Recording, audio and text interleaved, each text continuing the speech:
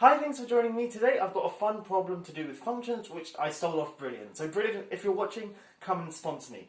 Anyway, we have a function f from the reals to the reals which is continuous, and it satisfies x sine f of x plus cosine of f of x equals x for all real values of x.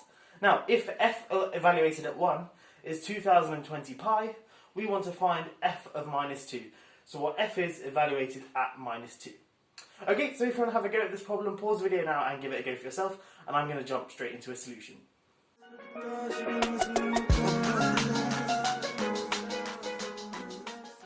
Okay, so the way we want to solve this is to firstly work out what f of x is explicitly, and then just plug in minus 2.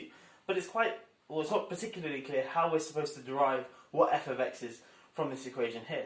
So what I'm firstly going to do is work out what x is in terms of f of x, and then try and work out an inverse to that, which will give us what f of x is. Okay, so just for simplicity, I'm going to replace f of x with y for now. And then what we want to do is express x in terms of y. Okay, that's not too difficult. We can bring this x on the right hand side onto the left hand side. So we get x times 1 minus sine of y, sine y minus 1,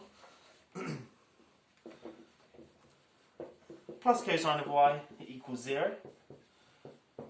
And then of course just bringing the cosine of y onto the right hand side and then dividing through by this sine y minus 1 is going to give us that x is equal to cosine of y all over 1 minus sine of y.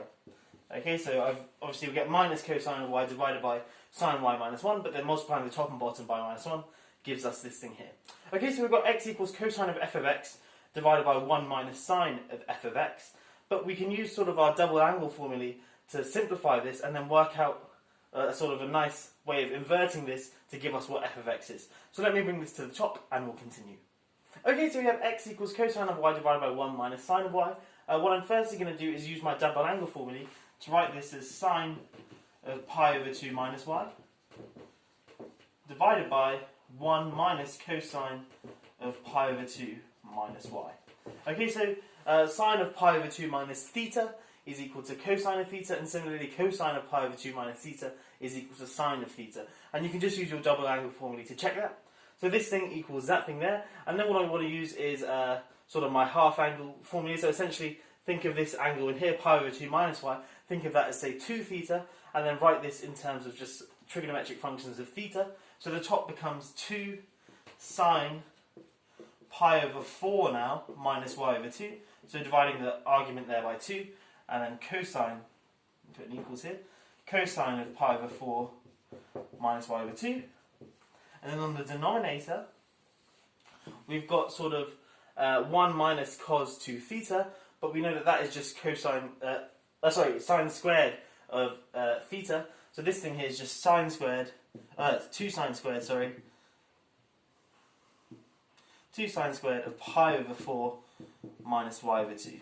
Okay, so let's just check that. Remember, cosine of 2 theta, I'll write it here, is equal to 1 minus 2 sine squared theta. So then bringing the 2 sine squared theta onto this side and the cos 2 theta onto that side, we get 2 sine squared theta equals 1 minus cos 2 theta. And then that, just replacing theta with pi over 2 minus y, gives us the denominator there. Then of course there are some nice simplifications we get. The 2 and the 2 cancel. And then we've got a sine pi over 4 minus y over 2 and the sine squared pi over 4 minus y over 2 on the denominator. So we can get rid of this and change this exponent to just 1. So we get cos pi over 4 minus y over 2 divided by sine pi over 4 minus y over 2, which is equal to cotangent, or what I'm going to write it as is just 1 over tan pi over 4 minus y over 2. Now what we can do is, now essentially we've got x equals something quite nice in terms of tan. We can rearrange this to give us what y is and thus what f of x is, but we've just got to be a bit careful because we're going to get an inverse tangent, and that's not uniquely defined. So let's bring this up to the board, to the top of the board, and I'll continue. Okay, so I've just brought what we had at the bottom of the whiteboard to the top, except I brought the x onto the right hand side and the tan onto the left hand side by multiplying and dividing. Now, we can clearly see here we're going to have some issues when x equals 0. So what I'm going to firstly do is split the cases for x positive and x negative, and then we'll use some of the initial conditions to try and deal with the case when x equals 0. So now let's just work with x positive. Okay, so everything on this right hand side is nice and defined. So let's take the inverse tangent of both sides. So then we get that pi over 4 minus y over 2 is equal to inverse tangent of 1 over x. But remember, inverse tangent is only defined, or well defined, up to a multiple of pi. Because remember, tan of theta is the same as tan of theta plus pi.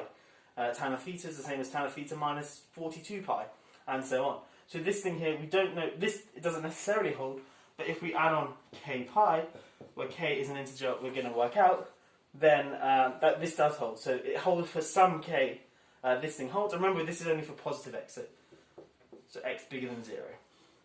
Okay, so just rearranging this gives us that y is equal to pi over 2 minus 2 inverse tangent of 1 over x minus 2k pi.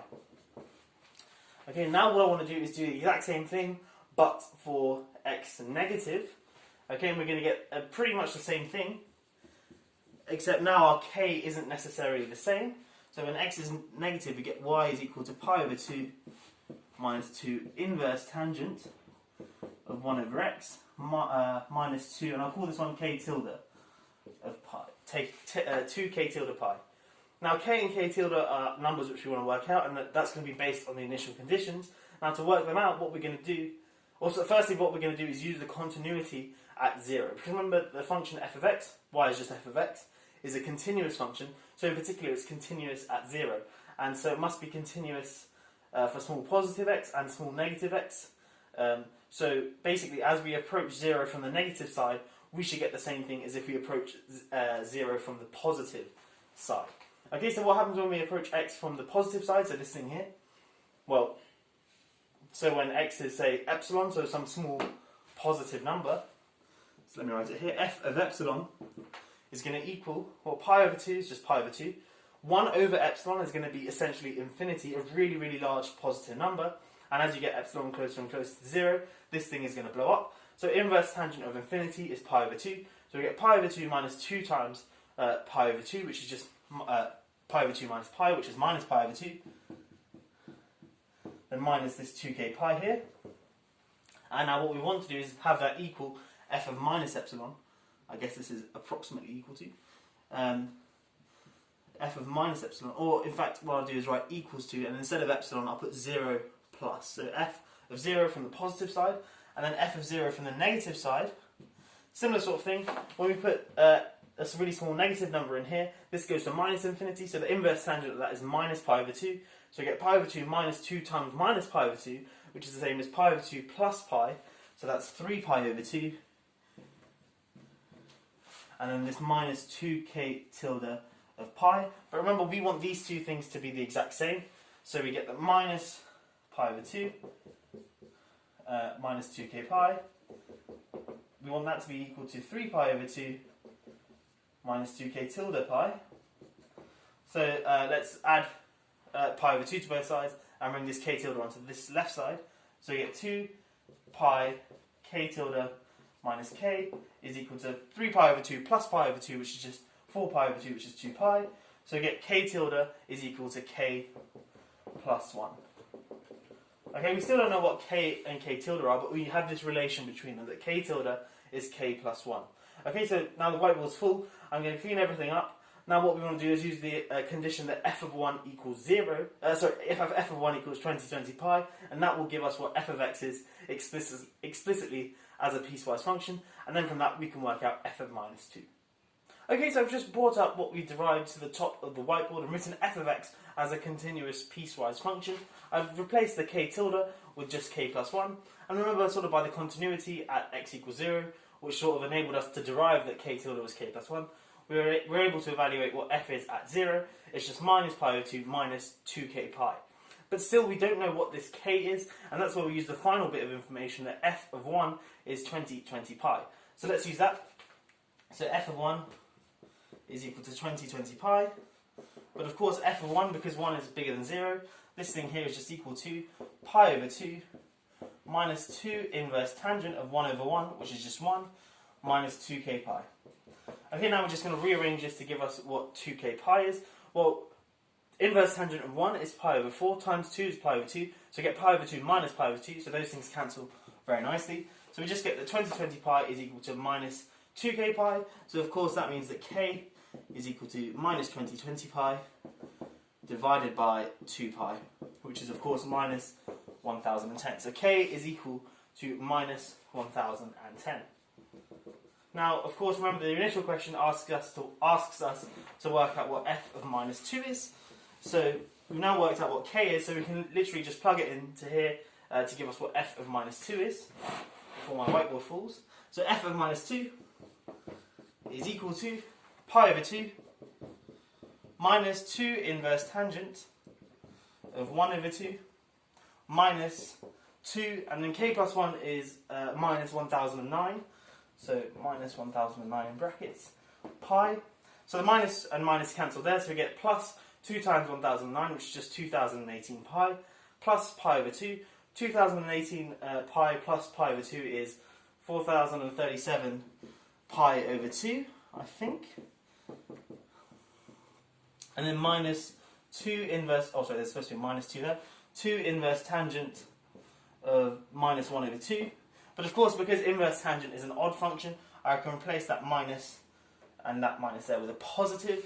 And that's our final answer. F of minus 2 is 4037 pi over 2 plus 2 inverse tangent of a half.